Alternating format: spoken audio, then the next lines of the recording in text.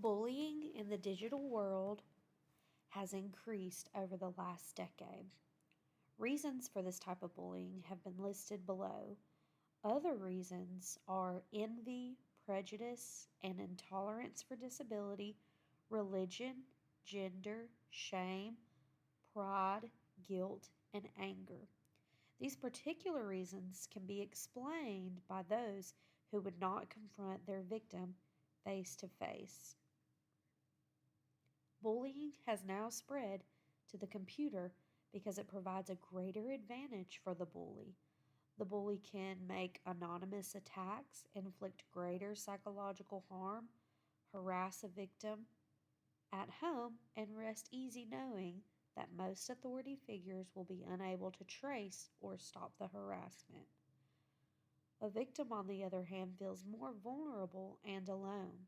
The victim has also experienced emotional effects that generally last longer than that of physical bullying. Online aggression is not just traditional bullying with new tools, it is widespread, devastating, and knows no downtime. Research also shows that cyberbullying is often an extension of real world bullying. As you can see, boys are more prone to real world bullying, as girls are more prone to cyberbullying. While it is tempting to think that tighter regulation and stricter sanctions will have an impact on rates of cyberbullying, it may be more productive to work with the relationships and the peer groups at school in order to develop heightened awareness of the consequences of cyberbullying as well as empathy towards those who are badly affected. As an educator, it is our responsibility to inform our students of their digital rights. So, how do digital rights support digital use? Digital citizenship and digital rights bring context including software, architectures, and the business modules that underpin digital platforms. A focus on digital rights encourages policymakers to develop the technological and legal frameworks to ensure individuals enjoy the same rights online as when offline. Traditionally, rights were a matter for the nation state, but more recently, the state has developed their power to private sector organizations such as those which own digital sites, services, and infrastructures. Although it is the individual who is the subject of the digital rights claims, digital rights differ from digital citizenship in that there is a strong reliance on institutions and organizations to support the action of the individual. The first important thing in understanding digital rights and responsibilities of students is understanding the defining terms. Digital responsibility is the ability to use technology ethically, safely, and productively. Digital rights are human and legal rights that allow individuals to access, use, create, and publish digital content on devices such as computer and mobile phones, as well as in virtual spaces and communities. Digital citizenship is the right to participate in society online. One of the challenges today's students will face in regards to their digital rights and responsibilities will be that of protecting their digital reputation. While everyone has a right to participate in virtual spaces, we need to be concerned about what we like, share, retweet, and post, and consider how that will affect our employability and overall reputation in the future. The New York Times published an article in July of 2020 in the wake of George Floyd's death. This article offered several examples of admissions offers being revoked as a result of social media posts.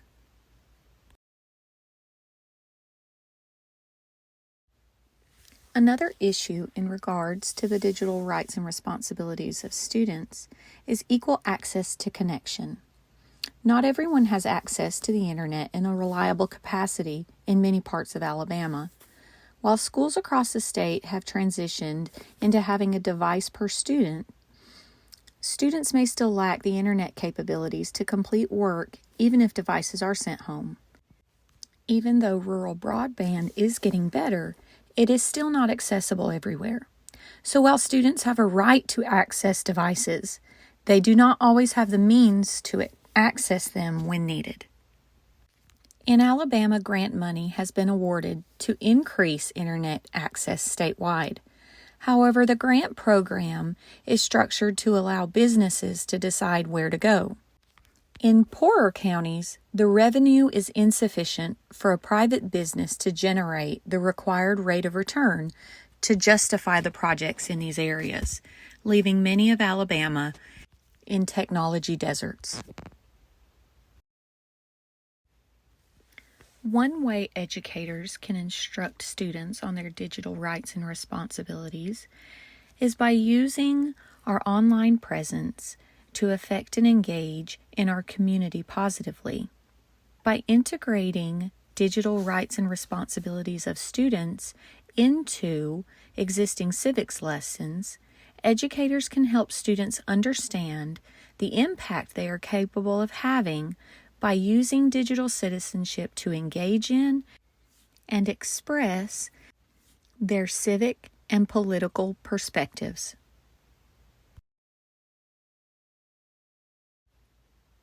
Many school districts are moving to one-to-one computing programs, providing each child with a computer.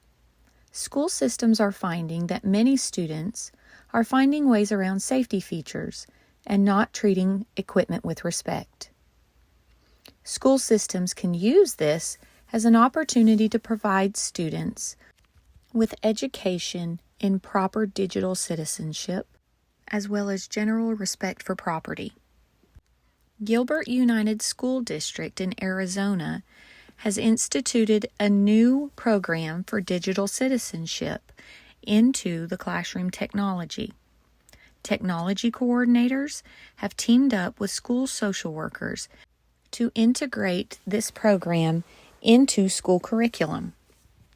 With an interdisciplinary team addressing the issue of digital citizenship, the school district hopes to provide students a broad and well-rounded understanding of how important their online presence is.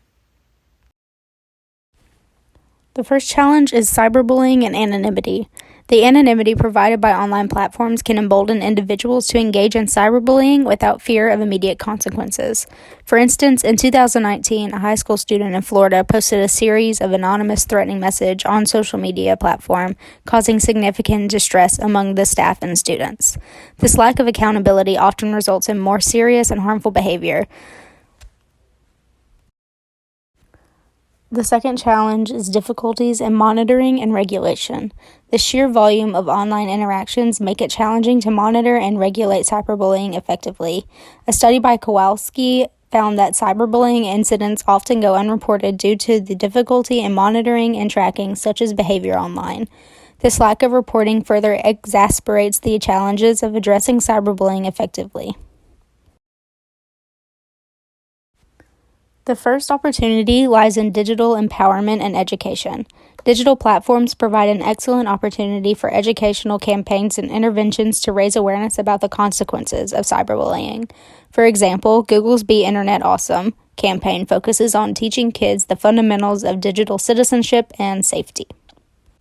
The Be Internet Awesome campaign by Google includes resources for educators and parents, facilitating discussions about online behavior and encouraging positive interactions. And you can see more about this on their website. The second opportunity lies in advanced reporting and AI solutions. Advances in technology, including artificial intelligence, or AI, present an opportunity to develop tools that can detect and report cyberbullying more effectively. For example, Instagram introduced the Restrict feature in 2019 that used artificial intelligence to identify and filter out potentially offensive comments. Instagram's restrict feature is an example of utilizing AI to control bullying on their platform. This feature automatically identifies and filters out potentially offensive comments, providing users with a measure of control over harmful interactions. Resolving and/or mitigating issues for P through 12 learners. What is cyberbullying? Cyberbullying is bullying with the use of digital technologies. It can happen via social media, gaming programs, and cell phones. What are students' digital rights and responsibilities?